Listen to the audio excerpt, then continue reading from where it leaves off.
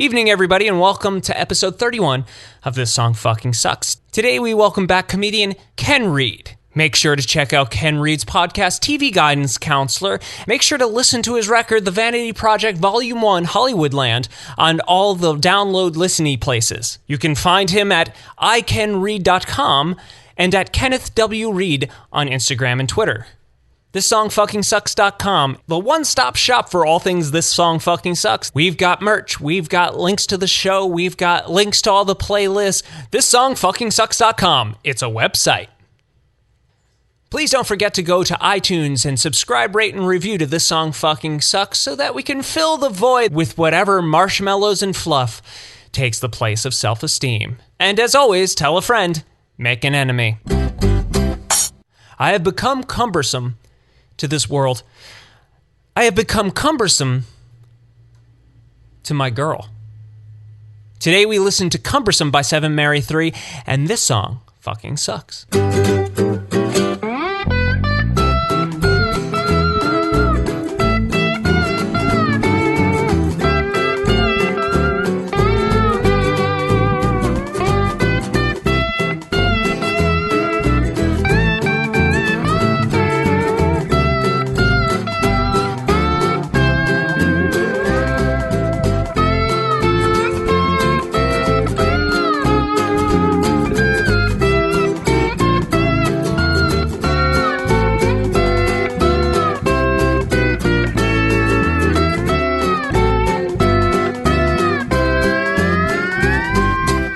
JP, what's going on? How are you? Hey, how are you, Jeff? Hey. I am great. Today we have a repeat guest. Yes. You know him from his wonderful podcast, TV Guidance Counselor, as well as his record, The Vanity Project, Volume 1, Hollywoodland. Good friend of the show, Mr. Ken Reid. How's it going, Ken? Welcome back. Oh, thank you so much for having me. It's very exciting to be here as I'm trapped in the house right now.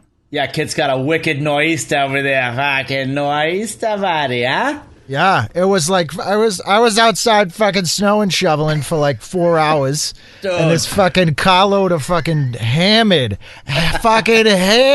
stadies comes by, and they've been drinking all fucking night, waving their fucking guns around. Dude. And it was fucking brutal. I booked it out of there. Yeah. It's fucking wicked. That's going to be the entire show. Yeah, it's just 2 hours of this. It's called the New England Call and Response.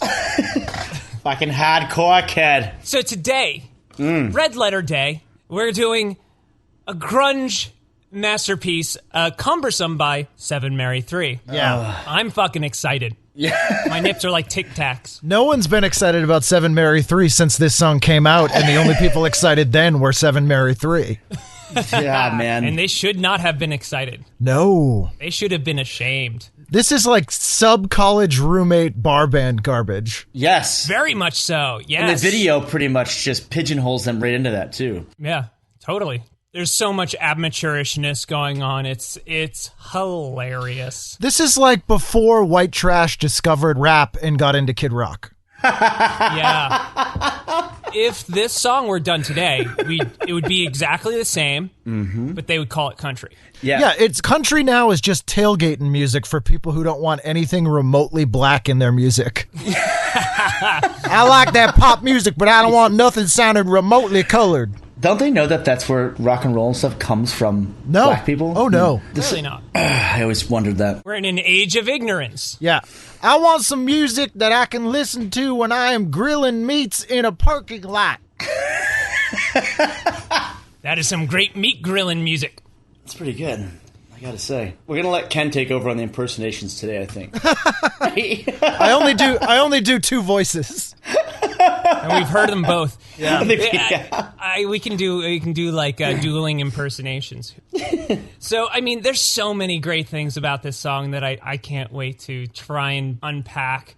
So, I don't know, but this sounds very pseudo-religious. That I don't think that actually when I was doing my research, that actually isn't the case. It's almost like he's referencing, I believe, mythological sort of referencing rather than religious referencing. You're thinking the lyrics or the band name? Yeah.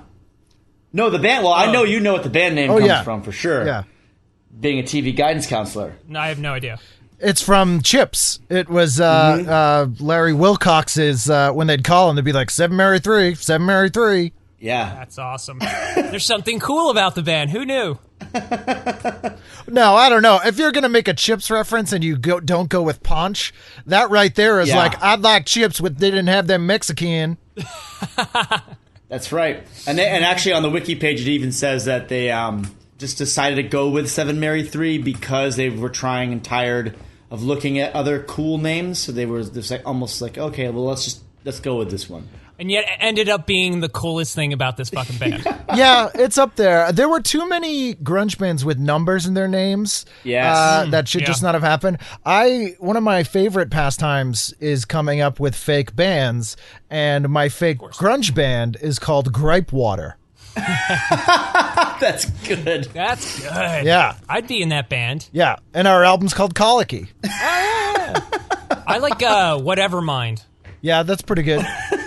Yeah, because this band generally is like someone thought that Pearl Jam was too punk rock. Yeah. What I can't figure out about this band is it's like we have like the poor man Eddie Vedder for sure. There he is, even with like the brown coat on. Poor. Yep. Then he has the curly hair. It kind of looks like Eddie, but he's got that nasty mustache. But chunkier, right? He's chunky, right? A little He's bit chunkier. He sounds really fat. He sounds like Yes. He Right? sounds like Tad looks. Yes, Exactly. yes, totally. I was actually surprised as a kid when I saw what they looked like and that he wasn't a big fat guy. Yeah. In his head and talking like they are. Yeah. And considering Considering that he keeps talking about being cumbersome, you Yes. figure he's huge. He's a big guy. Wheelbarrow belly. Yeah, it's a real John Popper. Yeah. And yet John Popper, the voice of an angel. Oh yes. yeah. And the harmonica of the devil. Yes, no shit. Yes, a bukkake of notes. It's true. The only man who ever bought fishing tackle jackets to put harmonicas in. He was wicked smart, kid. Wicked smart. Now you go up to fucking LL Bean, right? And it's not New Hampshire, so they do got sales tax up there. But if you go like President's Day weekend or fucking like Memorial Day, you could buy like a huge fucking jacket for so many harmonicas for like $10. Good. You can have all the keys. You can have 2 of each key. Oh shit, yeah. You could even get them weird Eastern keys, like fucking Indian harmonicas, All the minor keys. Middle Eastern weird things that conjure the devil. How does he keep track of which one's which? Does he have like, I don't know, does he have his jacket like, is it Labeled. got like Stickers. labeled? You do it by touch? It's probably by touch. He knows his harmonicas the same way blind people know denominations of dollar bills. And then when he got like his tummy tuck, did he have to buy just a whole new wardrobe of fishing jackets? He only plays in one key now because he can't fit all the harmonicas. Let's look at that first verse. I mean, yeah, David and Goliath. So wait, that's not biblical? I'm going to have to plead ignorance on this. Because of the Stones? Well, David and Goliath. And then Stones. It's all kind of... I think he's talking about the statue of David because it's naked. You know, it's David and there are his stones. Yeah, dangling. Maybe he's talking about Davy and Goliath. Like, I don't know, Davy. Yeah, 7 Mary 3, a lot of people don't know this. Huge Claymation fans. Their second album was called Gumby's Green Dick. That's actually a fact. Yep. And preachy claymation at that. Oh, yes. Oh, maybe it is biblical stuff. You're right. I don't know. I was Pretty sure that's a biblical story. I guess that makes sense because I was just taking it as he goes somewhere and says ancient glass or something like that too. What's the really bad Christian band that did With Arms Wide Open? Creed. Creed. So they were. This is pre-Creed. This is pre-Creed, and pre that band Jars of Clay, right? Yes. Yeah, probably. It'd be funny if Creed was like, yeah, our biggest influence is 7 Mary 3. and the Bible. They get it. I actually have this sounds like a bridge band to Nickelback. Yes. There's a lot of Nickelbackiness to this band, I think. Yeah. And even in the look, I mean, Chad Kroeger kind of looks like this guy a little bit too. So it's like, I wonder if Nickelback was like, you know what? 7 Mary 3 is my favorite fucking band. Let's do it better. Let's do it better. If you try to pay for something with 7 Mary 3, you get a Nickelback. Hi-oh! Yes! Oh, that's a zinger. That's a zinger, Cad. Nice. That's what my grandfather always used to tell me, at least. It's a zinger? Oh, I don't know. They could have been contemporaries with each other. Jars of Clay and the Seven Mary Threes. Yeah, they're definitely close. It's the same time frame. They probably hung out. Talked about Jesus. Disappointed each other. A huge thing about this to me is his enunciation is just ridiculous all over the place. And it's, not unlike the Eddie Vedder-ness, but he takes it to this new weird twang place. He can't say "wall." He's like "wow." Yeah. Yes. Yeah. He's like a weird New Orleans troll who's trying to tell you his riddle. Wow, pass, come home. His biggest influence is actually Adam Sandler's Cajun Man, not in fact Yes. Eddie Vedder. I also picture possibly a Chris Farley character. Yeah, handlebar mustache Chris Farley. Like Chris Farley as the roadie in Wayne's World 2. Oh, yes. Oh, my God. I'm sweating. And every time he hits Cumbersome, another one where he's doing a weird enunciation, and he hits it exactly the same every time, which in its own way somewhat impressive, considering how annoying it is. It's Cumbersome. Yeah, he over enunciates the R, which is something that annoys me all the time. But the comb. It's like, it's really weird. Like, comb to me. And I really wish this was a bigger hit and there were national chains of tuxedo rental places so they could have a cummerbund special. And you get a cummerbund with the rental. There's so much with that word. There is the cummerbund thing, which, by the way, the fact that there's no B in that word just bothers me to no end. Yeah. It really bothers me. It should. And that there's no R at the end of sherbet. Sherbet. That's weird. I could just do the whole episode about the word cumbersome. The fact that it's in a song, it's like the least musical word anyone could think of. It's a cumbersome word. Yes. Yeah. See, it's appropriate. It sounds like what it is, which is something I don't want in my song.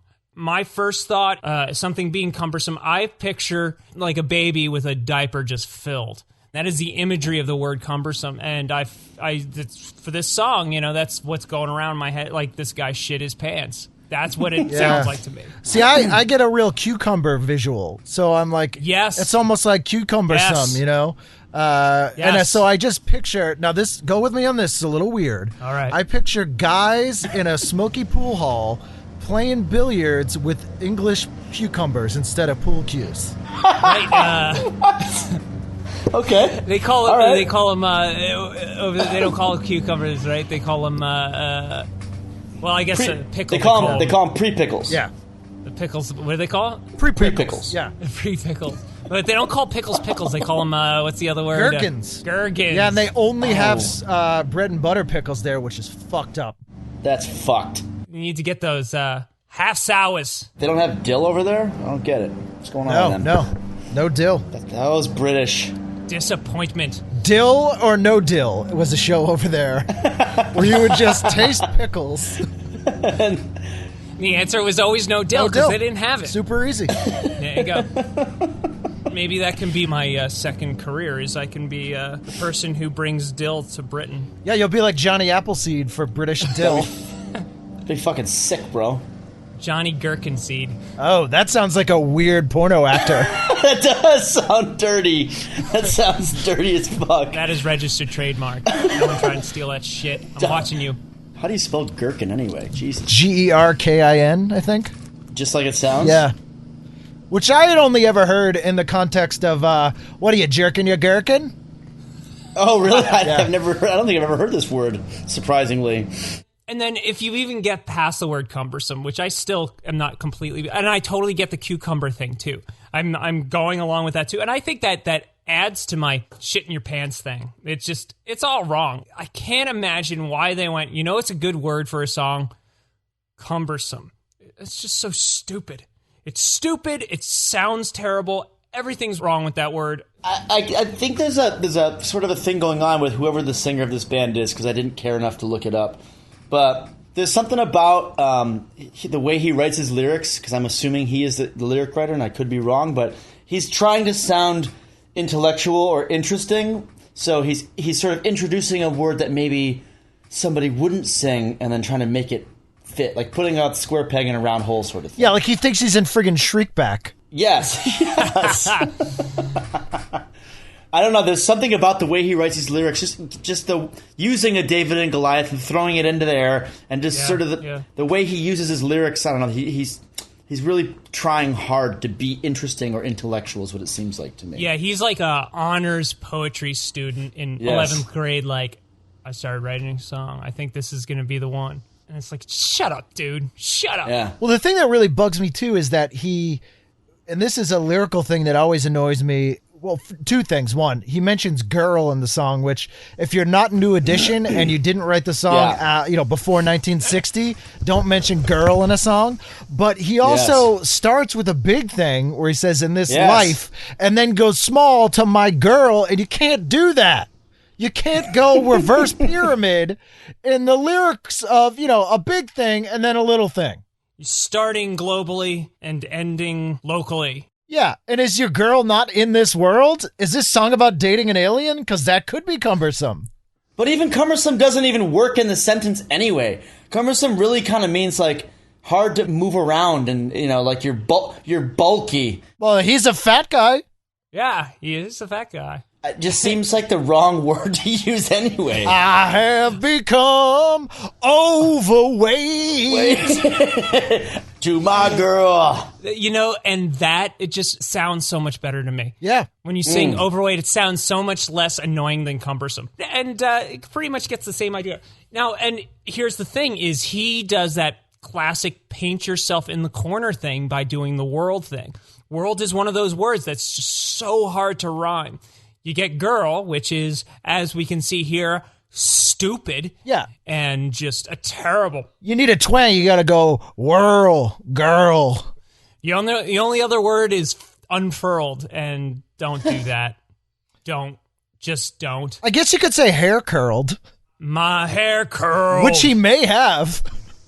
Get a perm. I like to call everyone else's hair a temp, and then call curly hair just normal hair. It's all perspective. There you go. Yeah. There you go. It's all about perception.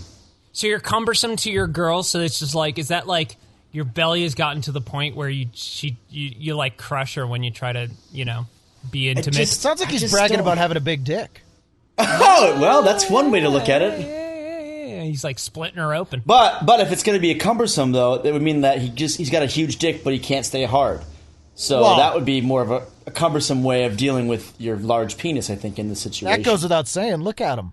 Yeah, I picture him having sex being like a game of perfection, where there's the little egg timer, and if it doesn't happen soon enough, it just pops out, and then you lost. Yeah, okay. Maybe he's got that thing where he's just like, it's not even that it's big, it's just like unnecessarily wide. It's like a tuna can. That's more of a cumbersome dick for sure. Yeah. It's just unwieldy. It's unwieldy. It might just be totally square. It's just a block. Yeah. Literally taking a square peg into a round hole. Yes, exactly. That is cumbersome. It is. That would certainly be. You know what? I'd like to think that somewhere out there's a lady for him with a square vagina. I think I've seen that. I think I've seen that before. Have you? Mm-hmm. I'll take a picture next time. I'd like to believe we could reconcile the past.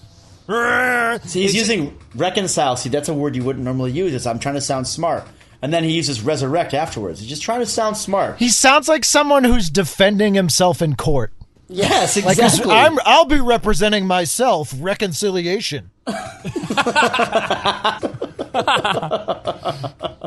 Resurrect those britches with the britches. Oh, that's right. He says bridges like britches, but not in this one.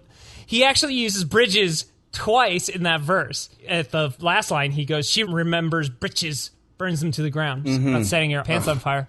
Resurrect those bridges with an ancient glance.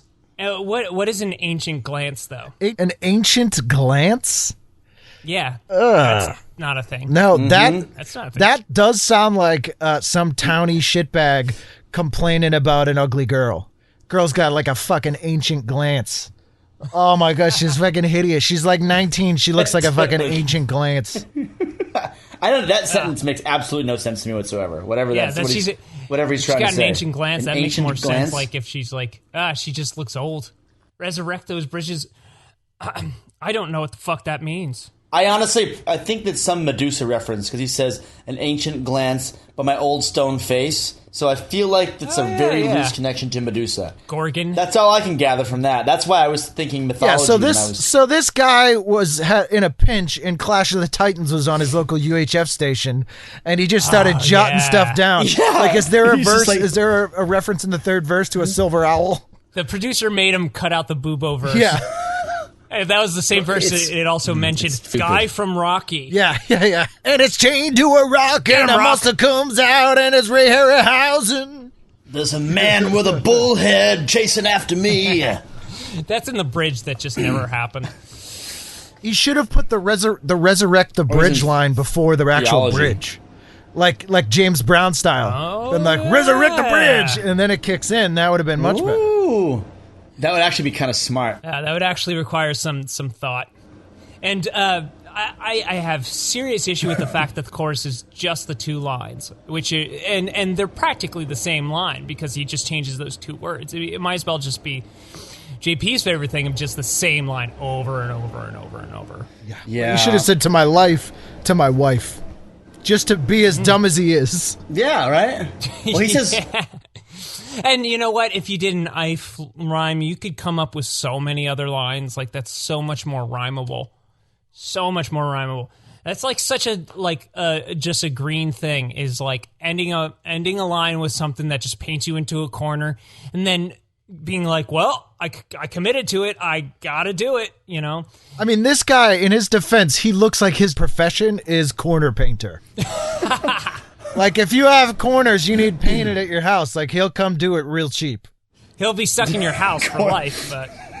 That would be cumbersome. Yes, that absolutely would be... Hard to believe that they never had a second hit. So dumb.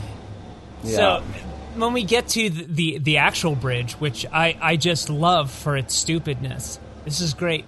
Well, which one? The Dr. Seuss part, or what? Yes. Too wrong or too red, too black or too white. That one? Yeah, I guess that's not even a bridge because they have another bridge. Yeah, that's not the bridge. That's like the interlude, I guess. It's just so it's pretty stupid. It's like Dr. Seuss. It's just Dr. Seuss. Okay, I'm going to say one thing, and now I'm going to say the opposite. Yeah, it sounds like he's trying to argue with his girlfriend who is dumping him. Yeah.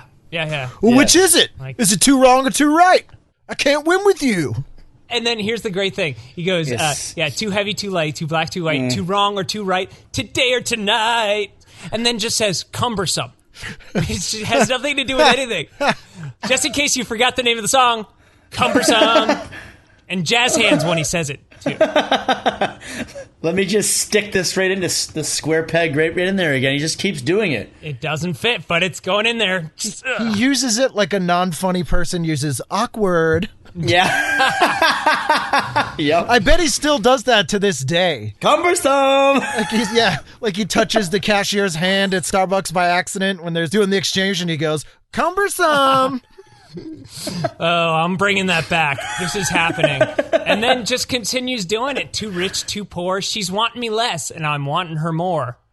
The bitter taste is cumbersome. That is so frustrating. That's stupid. Doesn't even make sense. Yeah. How can a taste be cumbersome? It's too big for your mouth. It's too.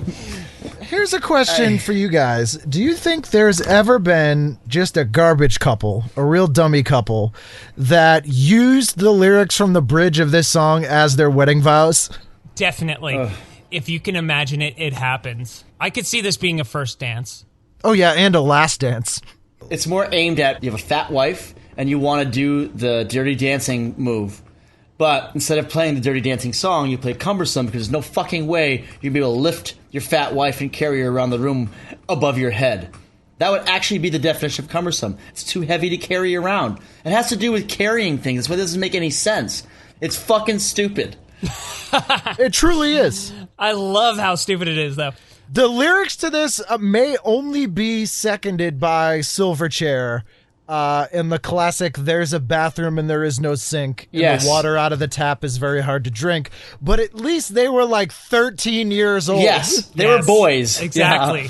They have an excuse. And they're from Australia. I mean, I don't know. It's Australian.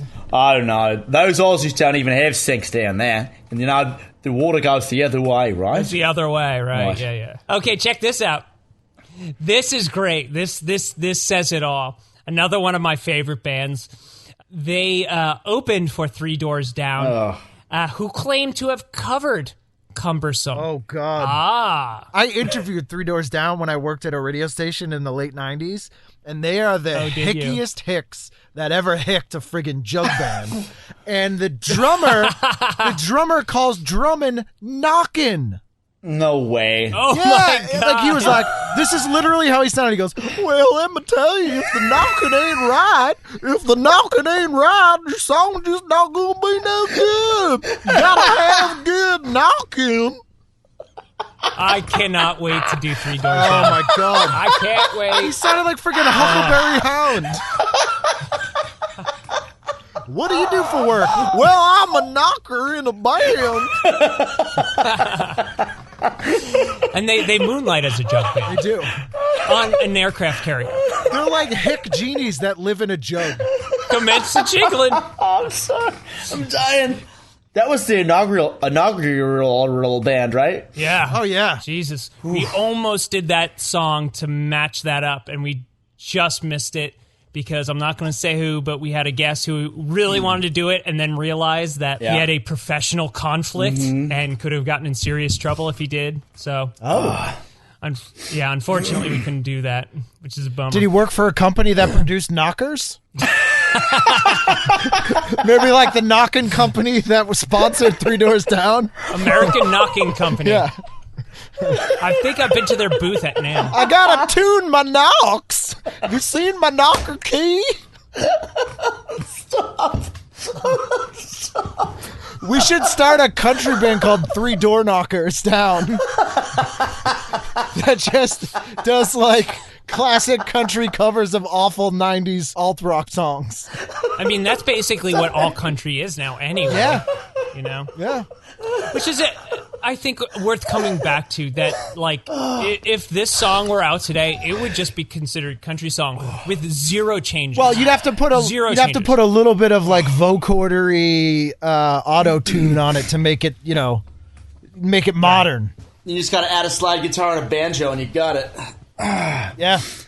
That's all they do anyway. But all the stuff would be the same. It would have the same, like, rock vibe, all the heavy guitars, and his ridiculous enunciation. But you know what we wouldn't have?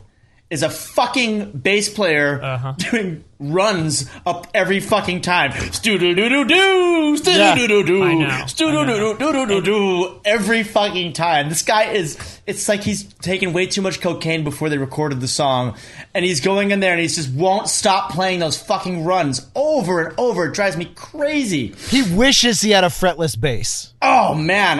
Totally. Like that guy has a tattoo on his chest that says no refrets in Latin. Oh, wow. I think I know that guy. The only reason he doesn't have a fretless bass, though, is because Jeff Ament from Pearl Jam uses fretless bass, and so he's like, well, since we are ripping off Pearl Jam, I probably shouldn't get a fretless bass, but I'm still going to play similar sort of... He plays... Because Jeff knows how to do it relatively tastefully, but this guy is no joke. And then they were like, hey, at the end of the song, we're going to double it on the guitar, too, just to make you feel better. Oh, yeah. Just to validate your playing. While we have that awful harmony going on, that's like one of the worst harmonies I've ever heard in my life. It sounds like an alternate vocal track that they forgot to erase. I totally agree. Yeah. Totally. So bad. Sucks. So bad. The thing is, it's not just that bass player guy is overplaying. It's that he's got the feel of a guy who just started playing bass. He sounds very, very amateur. Very high school. It's so stiff and so like... Do-do-do-do-do. Do-do-do-do-do. Yeah. Dot, dot, dot. Yeah. Even when he's not running, it's just like... Dot, dot, yeah. dot, dot, dot. As a non-musician, I would call that PV Predator style bass playing. Yes. Well said. I would call that amp came with my the God. guitar bass playing. Yep. It is exactly what it is. But he's like really good for being 14, so he's got to show that off, but he's not good for being a professional musician in any way.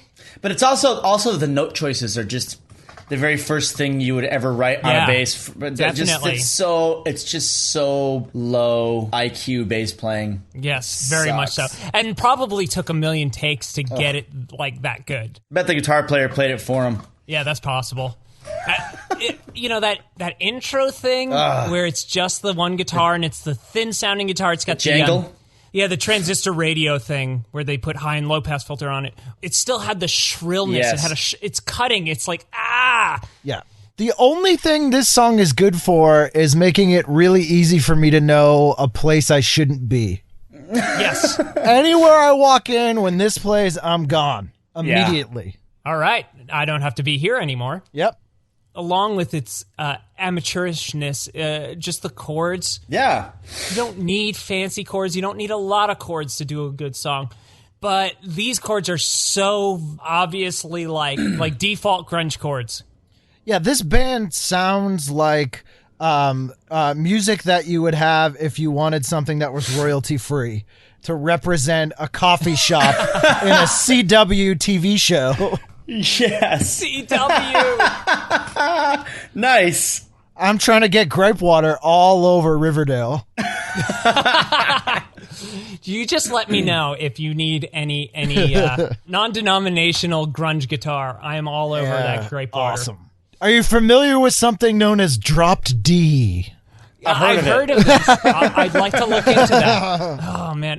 Let's see. Oh, and another reason I thought this was potentially religious-y is when we get into the proper bridge, which the cross has one of the only things about it that I actually think is kind of cool is like they throw on that delay in that verb, so it sounds like he fell down a well. Yeah, that part, the bridge actually is That's until the bass player starts noodling all over the fucking thing and ruining everything that could be interesting about it.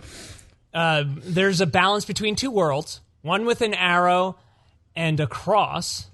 Regardless of the balance, life has become cumbersome. Wait, what? Wait, the two worlds, one with an arrow and a cross. Is that supposed to be one with an arrow and one with a cross, or is that one with an arrow and a cross, and then he never tells you about the other one? It sounds like a guy confused about which restroom to use. Yeah, totally. They got weird symbols at this bar.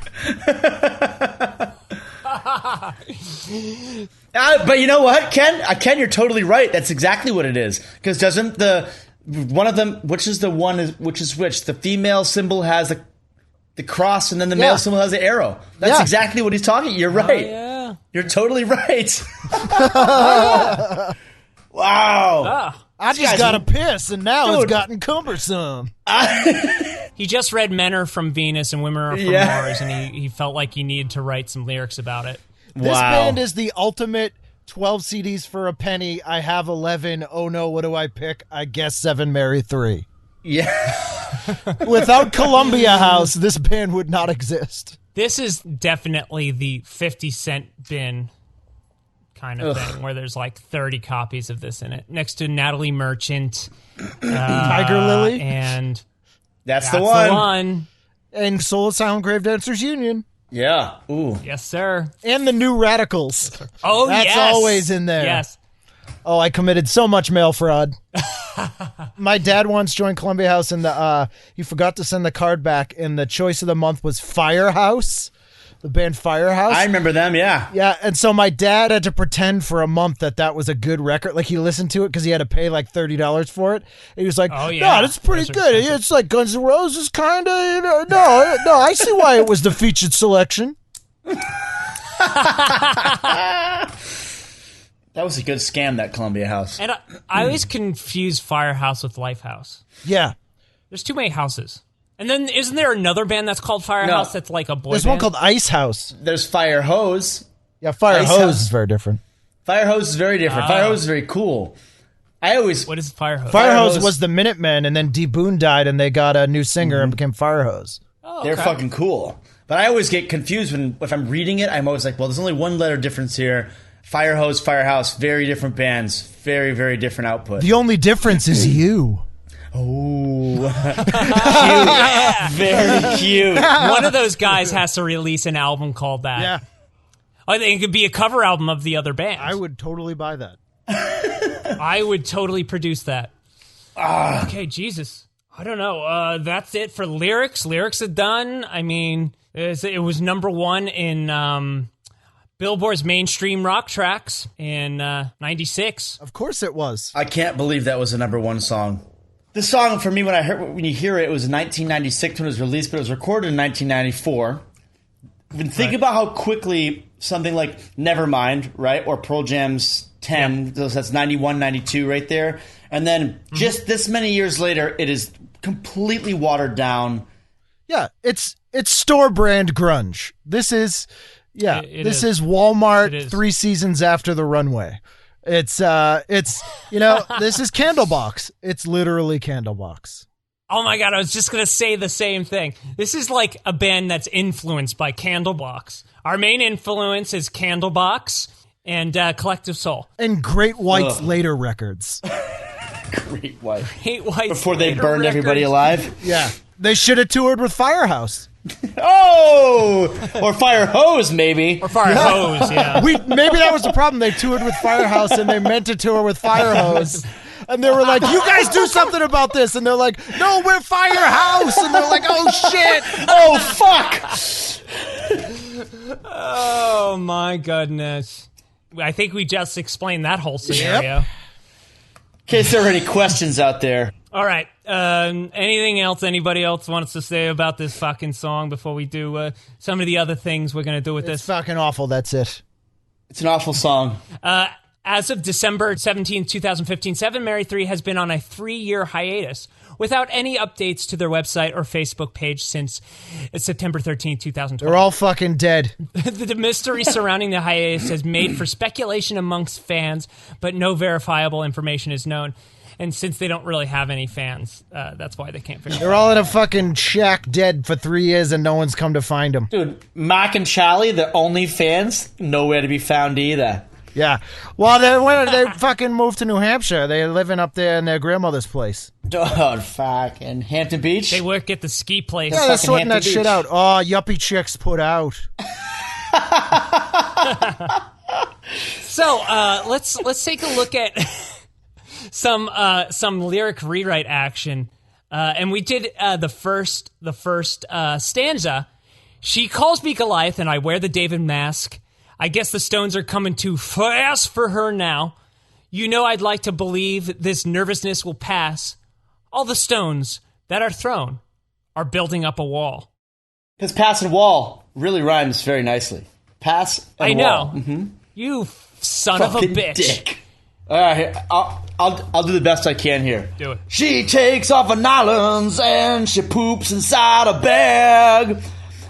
I guess those corn kernels just don't break down. You know I'd like some relief and this kidney stone will pass. When I pee it hurts so bad it's tearing up my balls. Ah, yes. That's There great. it is. That's great, man. Yeah, you're welcome. Wonderfully done. It's I love that. you had to go with colostomy bags and passing kidney stones. Yeah, you definitely go for like pee things a lot. Dude. I like that. I like that. That was really good. Did you All right, do a lyric so- rewrite? I did, yeah. Oh yes. Did. Let's see. It's not great though. I made it all about the show Chips. Oh good. So How is that not great? Yeah. How is that not great? it's not my best work, and I probably, if I was doing like a full-on Weird Al, I would have done it as Cumberbun, but I wasn't in my right mind, so I did. Let's see. We call up Estrada, and I pull my sidearm fast. I guess the chips are coming too fast for her now. You know I'd like to believe this syndication will pass. New episodes of Chips in production for the fall. Oh my God, that's amazing. That's awesome. Oh man, that is so perfect. Wow, that was awesome. I want to hear the rest of the song now. It was like a Chips haiku. Yeah. I know, yeah. That was awesome. I think I would buy an entire book of Chips haikus. That was awesome. Which I think you could get at Urban Outfitters. Yeah, or maybe The Wall.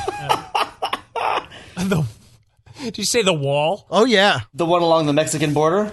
Oh, my God, The Wall. Where tapes Holy are guaranteed for life. I returned so many things that I didn't buy there. That was a place? That's amazing. I've never been there. You don't remember The Wall? There was one in Boston. There was one in Faneuil Hall, but it didn't last long. Yeah, we had one in Middletown. A little blue sticker. You put it on there, you could return anything at any time. Smart. So I went a different route this time. I went this weird kind of like medical thing. All right, here we go. She's got hepatitis, so I wear a facial mask. I guess she's going to the hospital now. You know, I'd like to see this inflammation pass. She complains of the pain in her abdominal wall. So, a little hepatitis thing. I don't know. Goliath made me think of the sound like hepatitis. Yeah. At this point, we usually do our "What did we learn today, children?" to figure out what did we learn today. Okay. What did we learn? Well, I know yes. first and foremost that I learned that in England, a cucumber is not called a pre-pickle. It is called a gherkin, which I have never... No, a pickle is called a gherkin. So what is a cucumber then? I think it's just a cucumber. So maybe I didn't learn anything yet. Let's just say that. So, yeah. Yeah, there's that. I learned that that the guy from Seven Mary 3 is just a pretentious hick in 12th grade English. Yeah. And that he doesn't really have any idea how to properly use the adjective cumbersome. No. And should have not used that word at all in any of the things that this guy is... So perhaps he owns a thesaurus, but he doesn't own a dictionary. This guy. And also that the guy from 3 Doors Down calls drumming... Knocking. Oh, that was killing me. Knocking. Any hashtags? Yes, I have hashtag gripe water. Oh, that's that good. was one of the ones. Oh. What? God damn it. I had something cumbersome. I changed it over to... I can't even remember. I was walking around singing some word that fit for cumbersome that was just cracking me up, and I can't remember what it was. I have... Lumbernuts or something? Bumble nuts? I don't know. I have hashtag cumberbund. Cumberbund. Yeah, cumberbund, but... Yeah, because you kept saying comb. Comb. So, how do you spell cow? Like cow. Yeah, like cow. Yeah. Instead of cummerbund, it's cumberbund. That's good. So Cowmber. Oh, there's no B. It's cummerbund. Oh shit! Now there is a B. This is getting confusing. There's no first B. It's like sherbet. That's what you were saying. I was writing this down. It's cummer, a bunt upon which you come. Cummerbund. Got it. Cowmerbund. Cummerbund. And then I have hashtag Johnny Gherkin seed. But Johnny Gherkin seed, gherkin is actually spelled Gherkin. So Johnny Gherkin seed. There's a silent H in there. Johnny Gherkin seed. What was it? I said it was like Bumble stuff. Damn it. I had something good for that. Fuck. I'm just not on it. Gripe water and hashtag gripe water, hashtag Johnny Gherkin seed. Yes. At least we have those two. Hashtag your lyric rewrite with hashtag Johnny Gherkin seed, and we will read it. And then we will write it on a piece of toilet paper and wipe our ass with it and flush it to the world. Yes. So it's time for, hey, this song fucking jams. A pleasant alternative. What you been jamming on, Mr. JP? Well, there's a band that I'm really in love with that doesn't exist anymore, but their bass player and one of the masterminds of the band is has been a regular at the bar. He comes in, well, not Oh, really? He comes in irregularly, but he comes in, and lately I fanboyed him when he first came in the first time because I loved his band, and they're a band called The Nervous Return. They're an LA band. I saw them randomly at a show when I was there to see somebody else. They were signed to LaSalle Records, which was Travis Barker's label. And they play this very, very cool punk-influenced, I don't know how to describe it, clump chord, just like noisy avant-garde rock, but it's actually catchy. I don't know how to. It's like very unique. They have a very unique sound. It's high energy. It's weird. It's cluster chords. Just like a lot of tension always. Right. Yeah, a lot of tension in all of their chords, and they have two guitar players. So sometimes they're playing tensions with each other. It's really, really cool stuff. And they, I don't know. When I saw them, they was like one of the only times in LA where I've seen a band I've never heard of, where I was watching them play, and I was like, "Who the fuck is this? What is this?" And they were so awesome. And I went to so many of their shows when they were playing and when they were in town because they were touring. So every time they were here, I'd play. And so the bass player, I guess that they made a second record, and the second record never came out. And they recorded it with Joe Barresi too. And they recorded it to 2-inch tape they didn't even use Pro Tools. So it's like such a cool sounding record. Like all the tones are just fucking perfect, and it sounds so good. And they never got to release it. And and it's so frustrating. But because I kind of their drummer used to work at a bar, so he gave me a CD with all the stuff on it, or maybe it was a flash drive or something years ago, and because they broke up in 2006. But he was working the drummer was working at a bar that I would always go to, and so he gave me the stuff because I kept coming in. He gave me all the stuff from the session, so I have all the stuff. So I don't know if this song can actually be found anywhere to put on the jams, but it's called. That's okay. It's called Flip a Bitch, and it's just this high energy punk rock and roll, cool fucking it just flies, and it just goes. I don't know. It's indicative of their sound for sure, because they do a lot of just eighth note pedaling and stuff like that. But it's just it just rocks really hard, and you get an idea of what this band's all about. The bass player Tony, he sings this particular song because the bass player and the singer guitar player, they kind of switch off doing different songs and stuff. And I don't know, I love this band, and now Tony, his name is Tony Kraus. He's working he's taking classes at MI, and so he's offered to record me. So I'm hoping. Cool. I just hit him up the other day. So next month, I think we're going to bring Dinosaur Dick in there. And it's funny to me because Dinosaur Dick is actually influenced by them. When I started writing Dinosaur Dick songs, I actually reference these guys all the time when I'm coming up with some Dinosaur Dick stuff. So it's going to be kind of cool to, if it all works out, that I get to work with sort of like my influence of my band. So I haven't really told him that yet, but that's pretty cool. So the song is. Wait till he records it, and then you tell him. Yeah, exactly. So the song is called Flip a Bitch by The Nervous Return. It's off of the 144 Hours CD that is unreleased. I know that you can find it on YouTube. Like, the full album is on YouTube now. So you can find it there. But, yeah, it's just, I don't know, man. These guys, ever since I saw he started coming into the bar again, I've been listening to him again. And I can't stop. I fucking love this band. I wish they still. I'm trying to convince them to get back together and do a show with Schwarzenegger because. Why did they break up? Because when Travis Barker and what was the other guy, Mark DeLong, whatever it was, they started another band called, I don't know, Plus 44 or something like that. They snagged their guitar player. So that created some tension because the record wasn't out yet, and then I guess Shane never I don't know. So that the band just kind of fizzled out. They were kind of burnt out. They were poor. You know, the record wasn't going to get released. It was Travis Barker's label, for Christ's sake. So I don't know. I don't think there's bad blood anymore. But you know, everybody kind of started doing their own thing, I guess.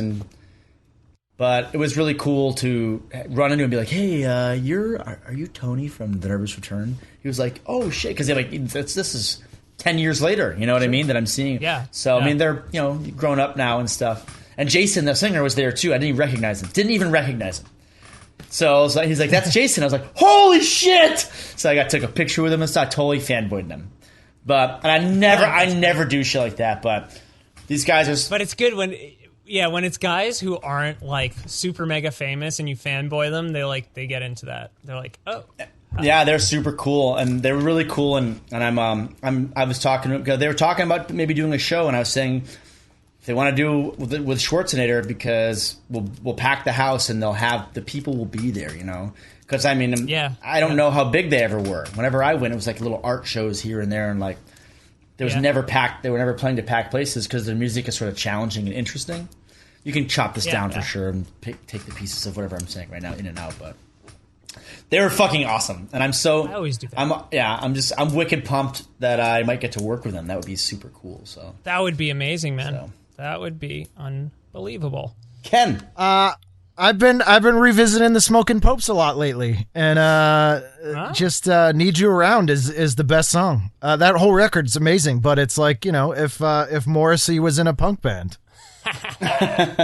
I can honestly say I've never heard the Smoking Popes. Oh, really? Oh, they're great. They're a really good band. They had a bunch of good records, but their album Born to Quit from '96, actually from the same year as this song, which is a good way to kind of compare the two, is amazing. It's almost like the Descendants fronted by Morrissey. No shit.